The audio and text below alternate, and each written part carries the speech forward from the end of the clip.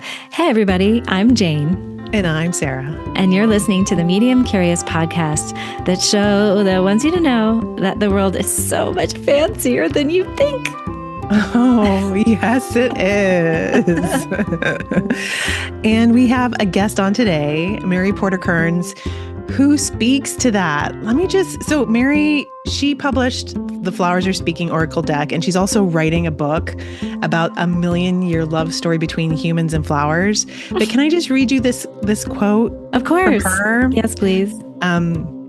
We are who we are because the flowers fell in love with us eons ago. Oh my God. Sentient and full of ancient wisdom, the flowers long to reconnect it with us and help guide us forward in our changing world.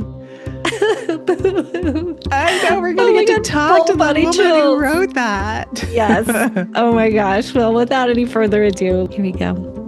Welcome, Mary. We're so excited to have you with us today.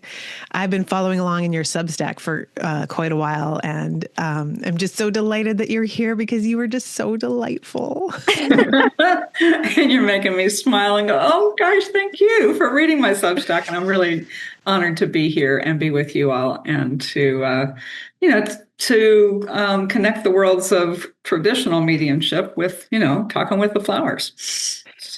Heck it's yeah. all kind of, it just feels like it fits together so nicely to me. Absolutely. We've done a couple episodes lately where interconnection has come up quite a bit, how everything is so interconnected. And if we could just lean into that perspective, that would be so helpful to everyone right now.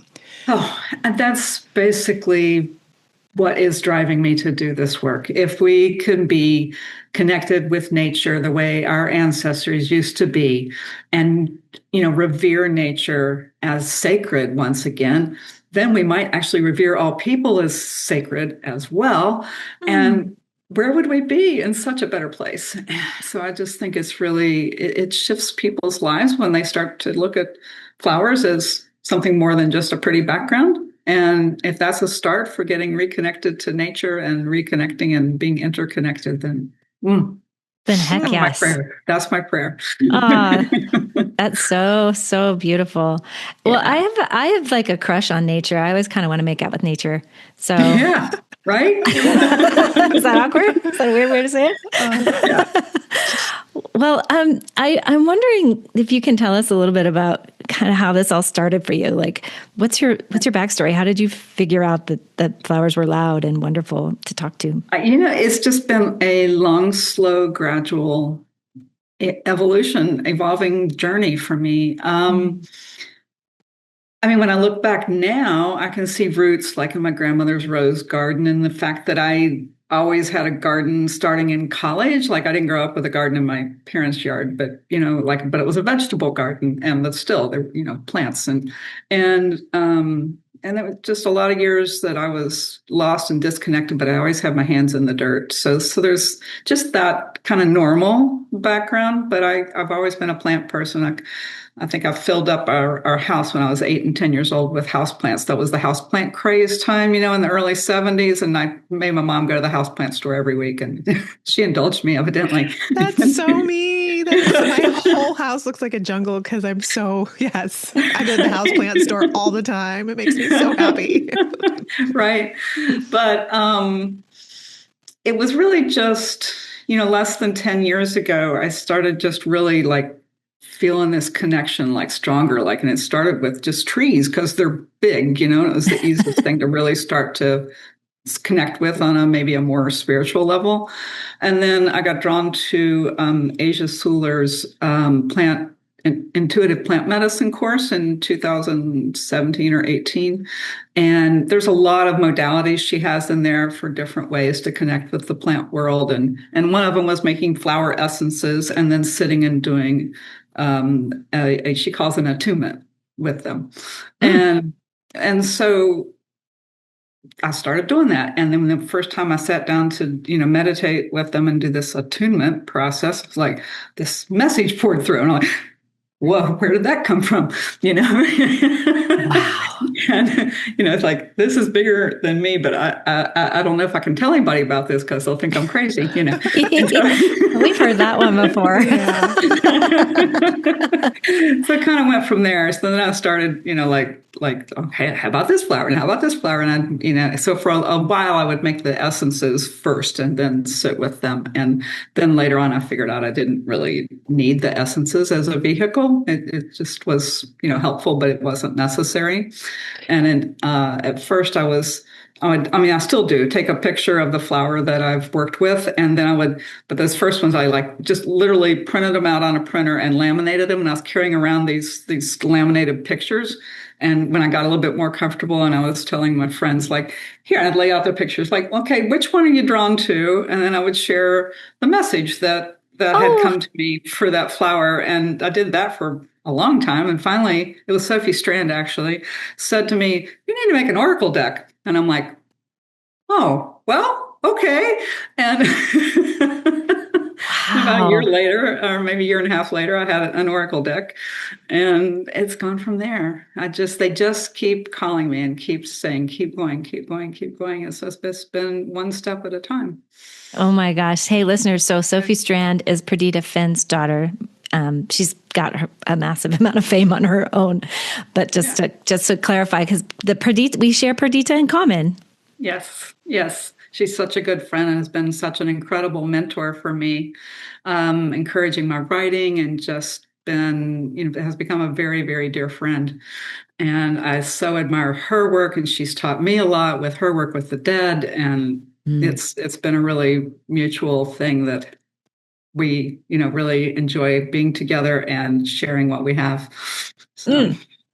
Love that. We love Perdita. We actually just replayed her episode a couple months ago just to inject her back into our stream. And then she's got a new book coming out, so we're going to have her on soon too. Yeah. I'm so excited.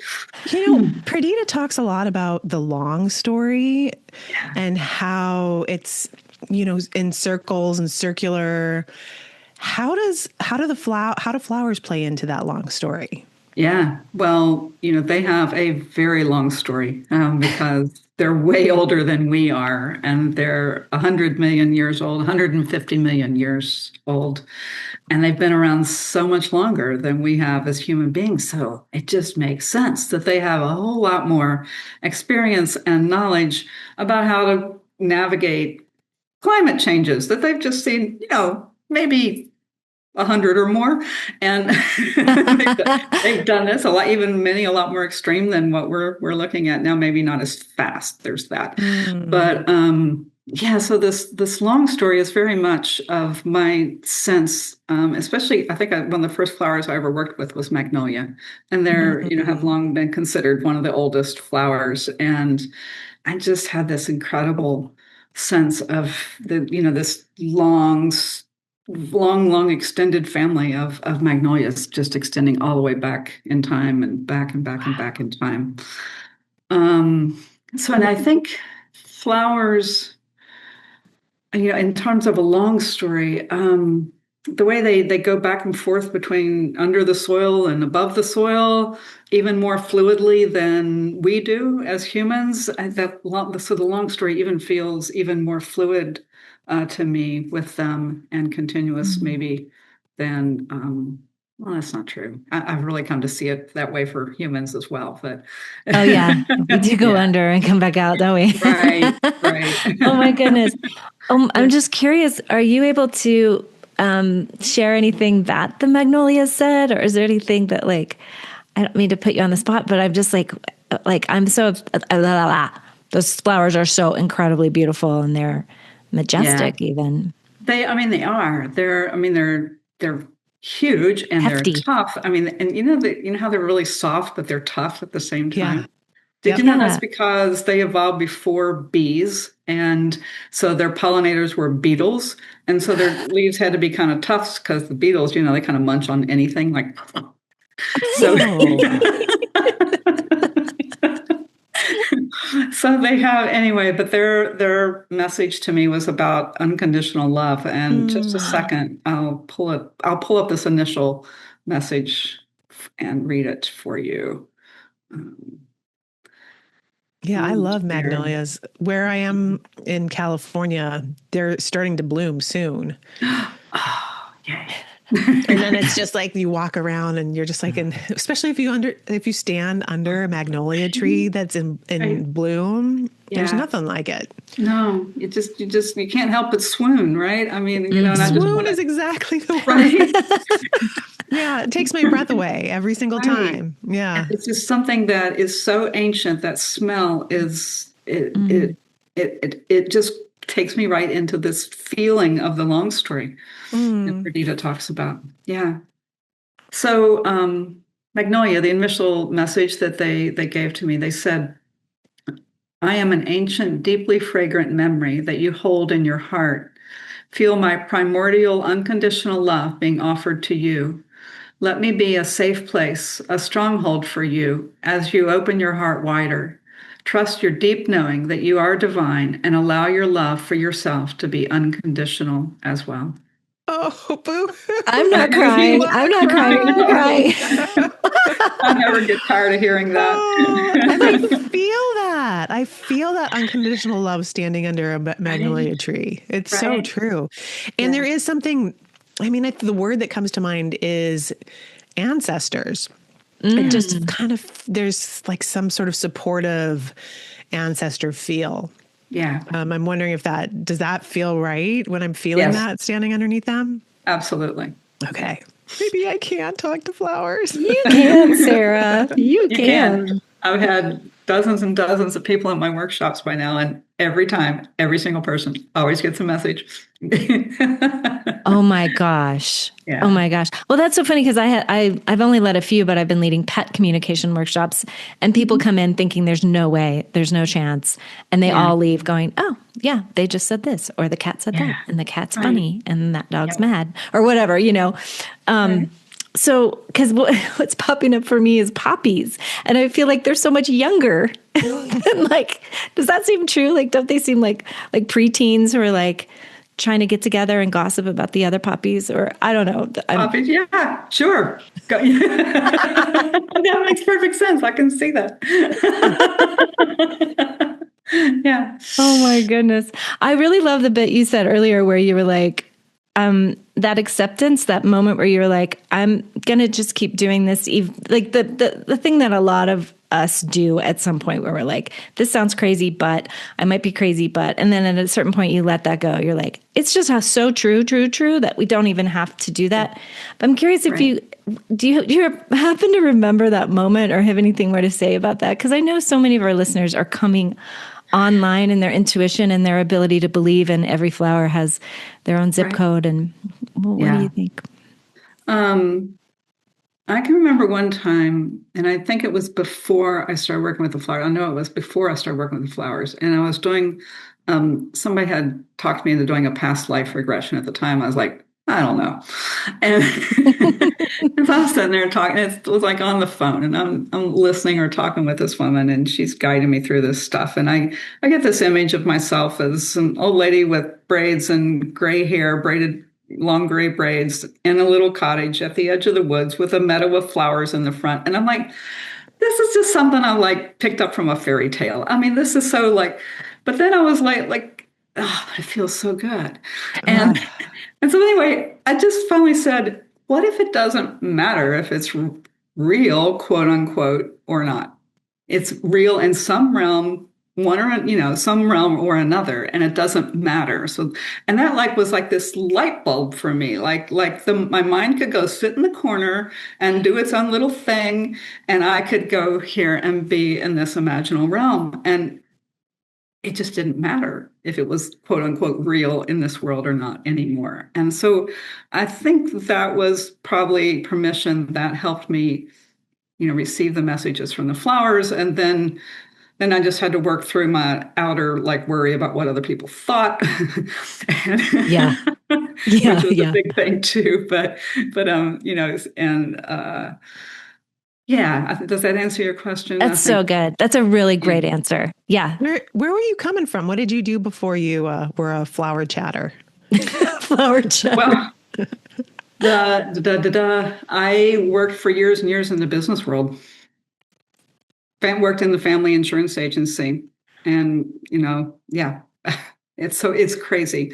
But I will say I had a English and art, studio art, college, degrees. So I had an artistic and creative bent before, but I really did bury it for a lot of reasons for a lot of years. And honestly, I that kind of broke open. My creative self started coming back about almost 20 years ago now, when my son was 16 at the time and got sick. He got cancer, and he's fine. He's fine now.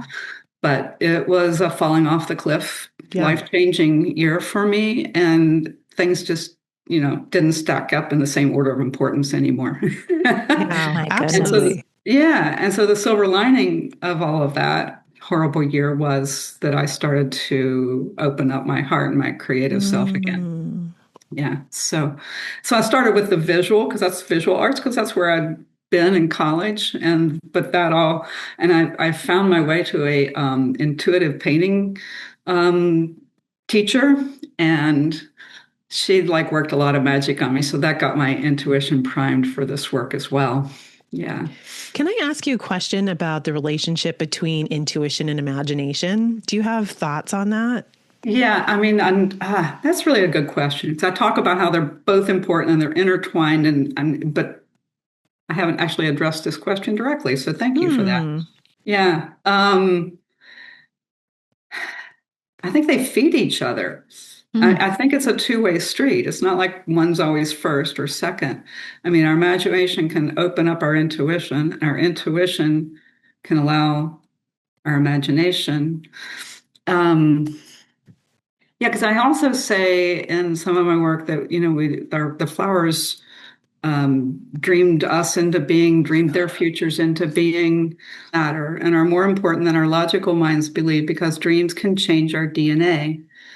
All beings on our planet, including dandelions, are continuously envisioning themselves into being. Our science historically has simply called them mutations, part of the prolonged process of evolution. Yet new research in neuroscience and epigenetics shows that sustained imagination and emotional focus can reshape neural networks and influence patterns of gene expression. Our dreams, then, are not mere thoughts, but are biological signals that help direct how we grow and adapt. And it's not only humans that can do this. All beings dream.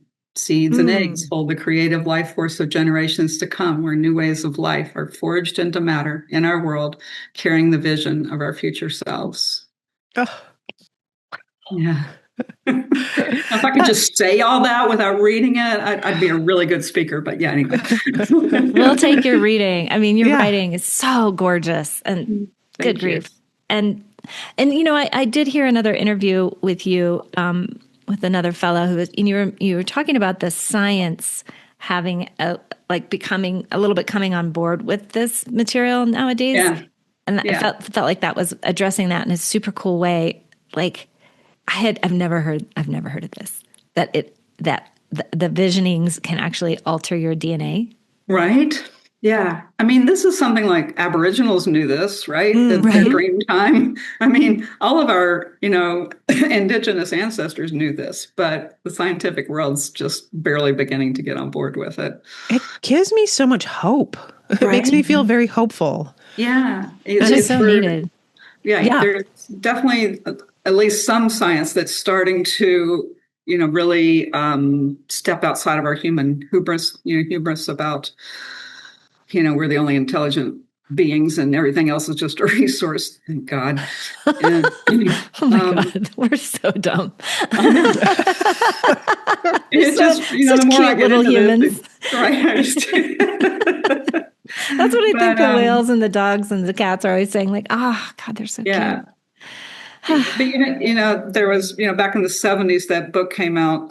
What was the title of it? The Secret Life of Plants, or whatever it was. And, but the science wasn't good in that book. So it got completely debunked by the scientific community, to where you couldn't even mention plants and intelligence in the same room, or you'd be run out of town. I mean, the scientists just jumped all over it, trashed it, and nobody could have an academic career in plant intelligence, and, for decades after that. So it's just It's probably been 20 years. I mean, Suzanne Simard started doing work, it's been quite a while ago now, but, the last 20 years, there's been some real pathfinders that have opened up the door. And, Zoe Schlanger wrote a book that came out last year called The Light Eaters. And she's Oh. a journalist for The Atlantic, but she went around and talked to all the top plant intelligent scientists and pulled this book together, it's a science book, but it pulls all the latest research together and yes, and I think it was very well received, and it was a bestseller and stuff. So there's a lot of many books out now that are about the science of plant intelligence, but I like to bring the mystical and the heart and the deeper connection. And so I think it's all at the right time that somebody's laid some of the science groundwork, so more people will listen to this actual communication that can really happen. Yeah, that does super cheer me in our up. Western world, we have to keep our mind happy, or it won't let this stuff open. It's so true. That is so true. They're like, the mind is the hope eater. Right. The mind is the hope eater in a lot of cases. Yeah. And it's a great, tool that we need. It's just not always a good master, right? Yeah. Right. It just shouldn't be in charge. That's it. Right. The heart, or like the intuition or imagination, all of that realm. Right. We put that in charge, and the mind is just like the spreadsheet or whatever. Yeah. The science kind of gives us the permission to go there. Yeah, so it does. It's helpful. Yeah, I'm grateful. I'm so grateful to those brave scientists who are because I feel like they're putting their careers at stake when they research stuff like this. Right. Yeah. So, Mary, tell us more about your book. I know you have the deck, and can we buy it right now? Because I want it right now. No, I'm sorry. The deck was a 250 edition in print run in 2022, and it sold out in 3 months or less. And of course. Yeah. And it took a lot just to get those 250 printed. And I did it myself and did it through a printer in Hong Kong, the whole thing. But I had to get pre-orders to get the money together to be able to pay for it, because you wouldn't believe how much money that adds up to just for 250 decks. And I bet. So my goal is to have it published, so that because to do it again, and I had to sell it for over $50. So for that small of a print run. So the price needs to be at $25 or less, so it can really get out there. And to do that, you need a much bigger print run. And to do that, you really need a publisher, because I don't want to take that on myself. So, I don't know if it's going to happen. Well, probably after the book at this point, because the book is going to be a roaring success, and everybody's going to want to print my Oracle card deck. It's going to be so easy. Yes, I completely agree with that. Yeah. So it's just a matter of when. So the book is. Go ahead. Yeah. Oh, I was just thinking, can we ask the trees for help with this? Oh, good idea. Right? And the trees, flowers. And the flowers, and my ancestors, because I live in Grenada too. So I got my people teams and I got my flower teams of the deck. Yeah. Engage them. But Mary, you know who else is really into this? The fairies. The fairies. Thank you. Just in. You don't chat to them yet? Yeah. Well, except for I have one right here. Oh my goodness. What's this artist's name? I forget. Anyway, you get the idea. Oh, yeah. Wait, it's probably on the back of the card. No, it just says the name of the book. I can't remember. Here it is. State of Sicily, Mary Barker. That's her. Yeah. Oh. Yeah, well, it's a lovely book with flowers and fairies in it. So, yeah. They've been pretty loud for me, and they wanted me to talk to you about them. I heard yesterday. Yeah. I'm writing that down. You know what? Because, I need to go back and look at her work again, if nothing else. And so what do your fairies tell me that I should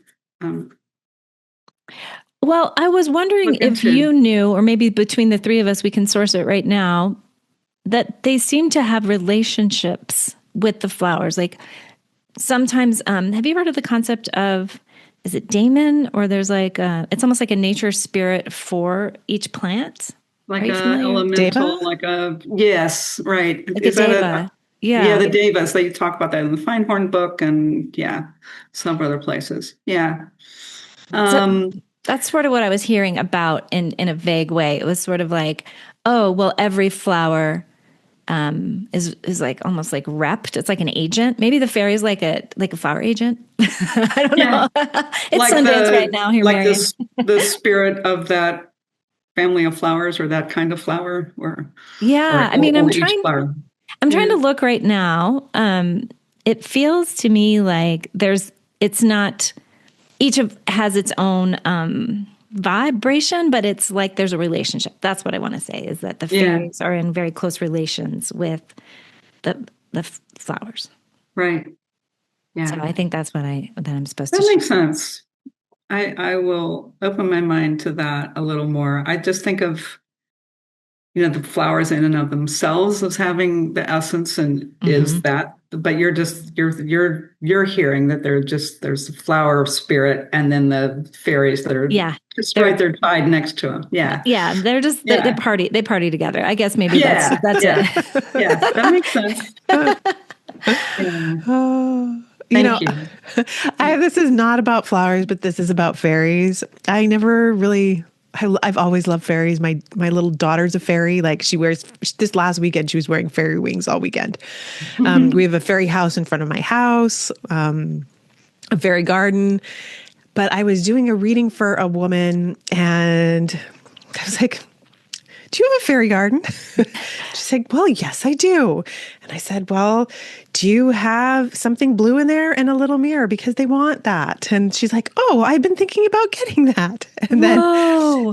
something about they want half a walnut shell in their fairy house. She's like, I can do that too. And she's like, I was just going to head to like a fairy town where she lives in England over the weekend. I was like, okay, this just is blowing my mind. Right.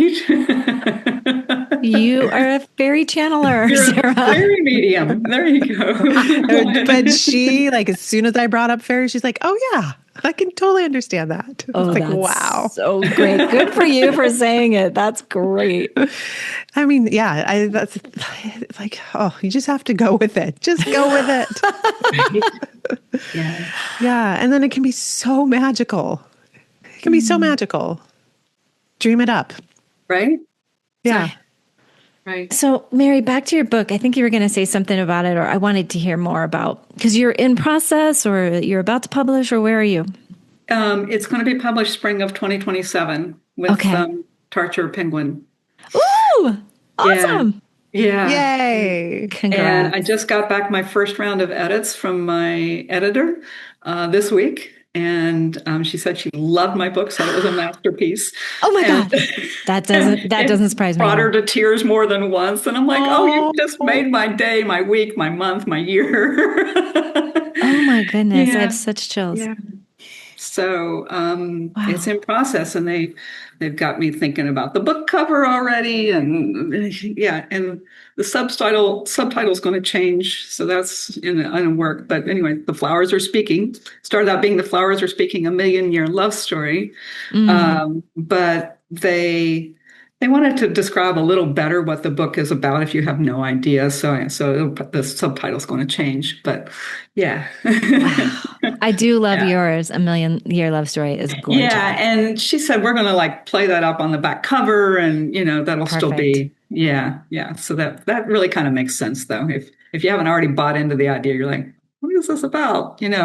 Because I had to think like when I'm looking at a book that I have no idea what it is, it hasn't been recommended to me. I'm always if I'm drawn to the title, great, but still not sure what it's about. What's the first thing you do? What's this Yeah. a yep. subtitle tell me? Yep. Yeah. So they're right. That's what their job is. So. Yeah. Well, that's a huge accomplishment. That is so exciting. I can't wait to get my hands on that. This book it's such a gift. I just feel so honored to be like the vehicle to bring it forth. Like, I Oh, mean, I know a lot of me is in it, but it feels so much bigger than me. And Yeah. it's all, everything keeps falling into place. I mean, the flowers are definitely like all around this, making this happen and, or whatever ancestors I've been calling in and, or yes. Yeah. again, It's hope. I'm feeling quite so much amazing. hope. I'm like, okay, so next spring, there's going to be this incredible magical burst of light and color that comes into our fields thanks to your book. And I'm like, okay, hold on. Hold on. It's going to be okay. Have you gotten any, I'm going to ask you about direct messages from flowers lately. Any messages from the flowers that can help us get through what it seems we're going through as a country right now? I have got if all this hadn't come up with my book this week, I might have a Substack ready to post tomorrow, but it's going to take a few days more. It's like hellebore has been speaking to me, Lenten Rose. And I wrote a couple of Substacks ago. I mentioned briefly, like I got an initial message from them, but I knew they had a lot more to tell me, and it has just continued to be to percolate. And there is hellebores, Lenten roses. They bloom in the winter. I don't know if you're I saw that Substack. Yeah. So they bloom in the winter, and they have these really tough leaves, and they live for a long time, and all of that. But they're highly poisonous as well. And they're not just like datura, where some people, it's dangerous to do it, but some people mess around with it because it can be a hallucinogenic. No, hellebore is a dead stop, really bad poison. Don't mess with it. Yeah. Yeah. And it says most people, if you even, nibble on it for a second, you're like, it tastes so bad, you're not going to ingest enough to kill yourself. But, but anyway, but there's these stories. Like you go back and read about the folklore of hellebore, and there's stories that go back to Dionysus and the all of that. And there's a story about somebody's daughters had the madness, quote unquote. Take that for what the madness, the madness, and hellebore was used to shock them out of their madness, and that phrase, I think, that's part of what's growing on me. It's like our country needs to be shocked out of its madness. Ooh, I just get chills. So good. Big chills. Ooh. So I haven't fully developed all that thought, but the second layer of of the meaning is bringing to me. Oh, you're really onto something now. Like truly, my whole body just feels that. Yeah. There's something about the shock of it. Yeah. Yeah. It's not always a pleasant, a good shock or a pleasant shock. Yeah. But it's required is how it feels. Yeah. Oh, that is really helpful. And slightly scary.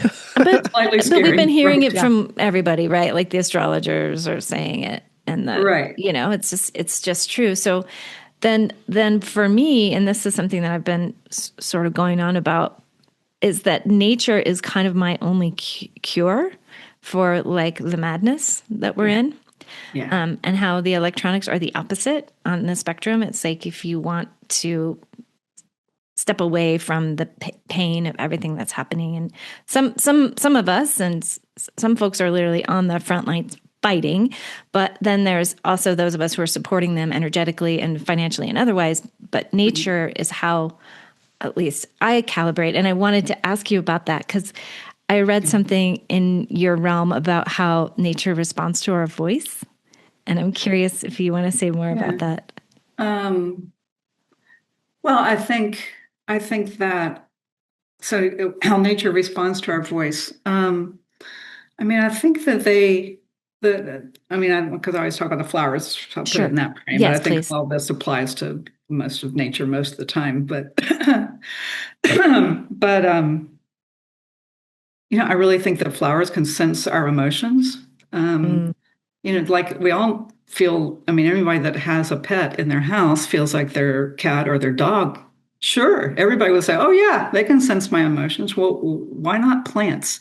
Just because they don't have a cute little smiley face and a tail and arms and legs that can express how they're responding to our emotions the way animals can. It's just such a different language in the plant world. So it's a completely different way of communicating. But I have really come to believe that's really a one pathway that they're communicating with us, because they sense our emotions and they're responding to them. And I think that's why we feel so grounded in nature. Mm-hmm. Yeah, because it's very, very. All I have to do is step outside, and it's like, so much better. Yeah, immediately. Yeah. Yeah, immediately. It's so necessary to for everybody to remember that and get back to that. When the whole thing about forest bathing first come out, I'm like, I live in West Virginia. We're surrounded by forest all the time anyway. I'm like, you need a guide to go in the forest? No, you don't. But I've come to, most people don't have a forest in their backyard. Yeah. And what a blessing that that's become a thing, to go forest bathing. It's really great. It's wonderful. So now we need to go talk to the flowers while we're forest bathing. So, well, Mary, I know you don't have to teach. be in the forest, but it can be in the garden. Anyway, go ahead. Start. Well, yeah. Oh my gosh, I'm just having like a freak out about cut flowers in my house. Like, is that like, should we never do that? Yeah. No. Yes, we should. Okay. Sure. Yeah. Absolutely. The flowers, first of all, they're so incredibly forgiving and loving, and they love us to love them, appreciate their beauty and what they have to offer. And we've got this long relationship with so many flowers where we've hybridized them and domesticated them, and they've allowed that to happen. Some plants do and some plants don't, like say goldenrod. This has never had any interest in being domesticated flower. They're just a wildflower, right? And they do a great job of being a wildflower. But then there's so many others that it's like they allowed themselves to be, or they stepped up and said, hey, maybe they like chose us to domesticate them so that we would spread their seeds around farther. So, I think, if we look at it from their perspective, I think a lot of them chose us to be one of their, not pollinators, but, expressions to spread their seed. And, roses in particular, I think. And so, to cut some of their flowers and bring them into our homes is probably an honor for them in a reciprocal relationship. Now you get the flowers that are grown in hothouses in Colombia and flown around the world and end up in your supermarket and you take them home. Well, you know what? If that's the only flower you've got and it's the middle of the winter and they're sitting there in the grocery store, wouldn't they get more love being brought into your home than they are sitting there in the grocery store? And, so why talk bad about them? It's not their fault. They ended up in the grocery store, I'm going to go scooping up all the flowers. Bring them home with me. So I don't think there's no purity. There's no one's better than the other, domesticated flowers, wild flowers, store-bought flowers. They just all are a little different. Gosh, I love that so much. That feels like a relief to me. Right? Yeah. Glad I asked. I was worried to ask. No, you're not the first one to ask either. Because all these starts come up. Like if plants and flowers are sentient, then what can we do? Right. Exactly. But plants are designed to lose over 90% of their body and still live, right? They don't have a central organ or something that they can't live without. Oh. So, because they're designed to be chomped on, to be used as food for other beings. It's just the way they're designed. And I think about those bulbs in my yard that keep coming up year after year after year after year. Right. Always make me so happy when I see their little shoots poking up out of the earth. And then they open up in the sunshine and just I've got a bunch of paper whites and daffodils that are starting to poke up right now. That makes me so happy. Wow. Yeah. So I have this, one of my friends who was on the podcast relatively recently. She has a friend, and I don't know her name, but she works with flower essences, but she does them almost like a prescription. Mm-hmm. And one of the things that touched me the most when I heard about her and her work, and I will link her along with, of course, you, Mary, and all of your beautiful Substacks and such. But the thing she said was that, like, when she's tuning into someone and kind of getting a sense of what they need. And tell me if you do this too. She says the flowers will volunteer. Yeah. I'm sure they do. I died. I was like, what? Their little tiny, like their little leaves like wave, like, oh, I'll help. Oh, I'm here. Like, I don't know. Something about the word volunteer just like wrecked me. I thought it was so beautiful. So is that something that you know something about? Well, the first step to starting to work with flowers is like, which ones are reaching out to me? Mm. So, I mean, ever walked into a room full of people that you don't really know, and you're like, oh God, okay, who do I talk to? Yeah. But if it doesn't take too long, if you let yourself and you feel a connection with somebody more than you do the rest of the people. So, same with the flowers. So, um, I don't do the kind of work that your friend is doing. And it's such a gift to be able to be that Mediary. intermediary person between somebody that needs healing and the plants, and be able to connect them and to feel what they need. And I mean, I think I have a little bit of that sense and have done that a little bit, but that's not where my gift is. My gift is, and it's not for teaching people how to heal with herbs, although I think I maybe was an herbalist in a previous lifetime, that kind of thing. Yeah. But my gift is to teach people how to receive emotional support and messages and wisdom from the flowers. So it's how to, communicate on, more of an emotional, spiritual level, rather than physical healing, but it's all related, right? Yeah. Yeah. So but the people that are doing, I call it plant spirit medicine, this connection where I think it's such a gift, and I think it's very, very real. Yeah, because and the plants, just like a real herbalist or anybody will tell you. I mean, it's not like one plant does the same thing for everybody. It's like one flower doesn't give the same message to everybody. Mm. It's all an individual relationship. Oh my gosh, is this not the coolest interview we've ever done, Sarah? I'm just thinking that. I'm dying. It's so I good. I know it is so So good. Yeah.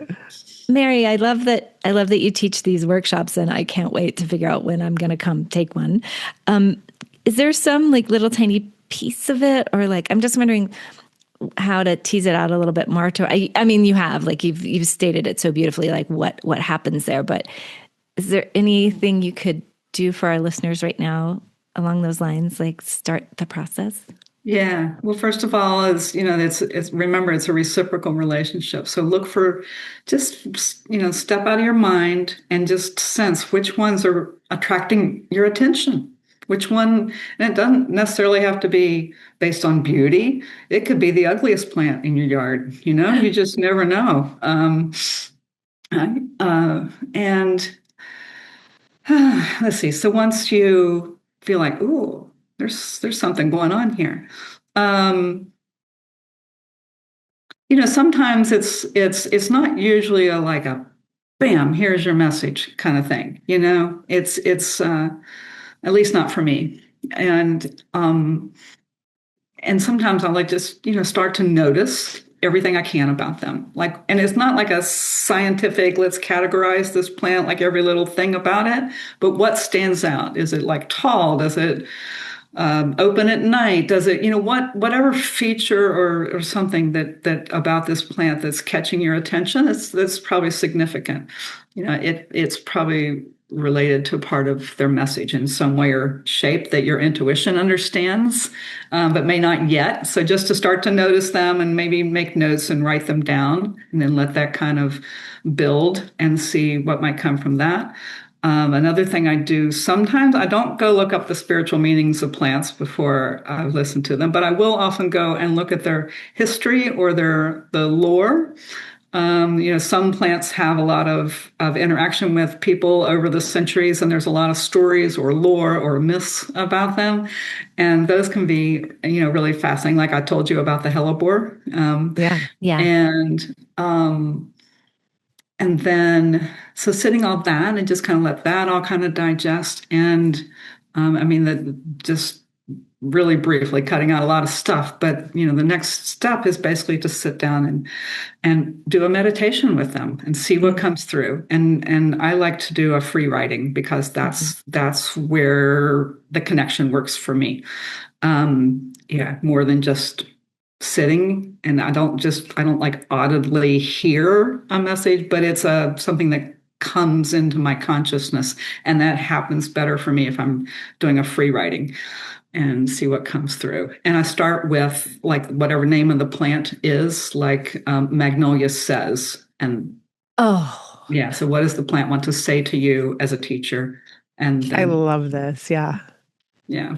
So So Jane and I do a lot of guided writing too, like angels, masters, right, right. teachers, guides. Yeah, that It's sort of thing. related. So It's all related. Yeah. exactly, like do that. You can do that with flowers. I didn't know, and I'm so excited about that. So excited. You This is can. life changing. Yeah. Well, I'm really Yeah. sorry to say that we are running out of time, and that's breaking my heart. But Sarah, did you have any more questions, or Mary, is there anything more you feel like we missed in our delightful little romp through flowers today? Not really. Yeah. This has been great. No, it's been wonderful talking with you all. Thank you. Oh Um, my gosh. I just have one quick question. Like, what's your favorite flower? Do you have one? Ooh, good question. No, it just varies from time to time, but Mm. magnolia's right up there. Ah. And we'll just leave it with magnolia today.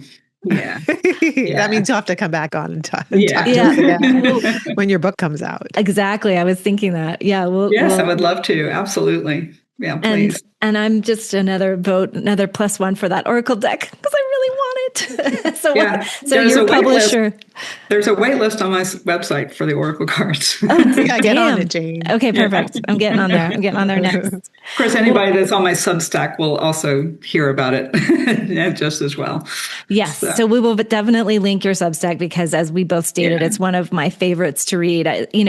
I'm subscribed to about 1,000, and there are only a dozen that it comes into my inbox, and I go.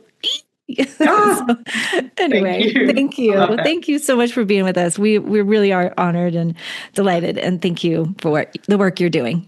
Yes, thank you. Really have enjoyed it. Feel like I've known you all for a long time, and we've talked many times before. It's one of those kind of meetings. So, yeah. Well, we may have. We may have.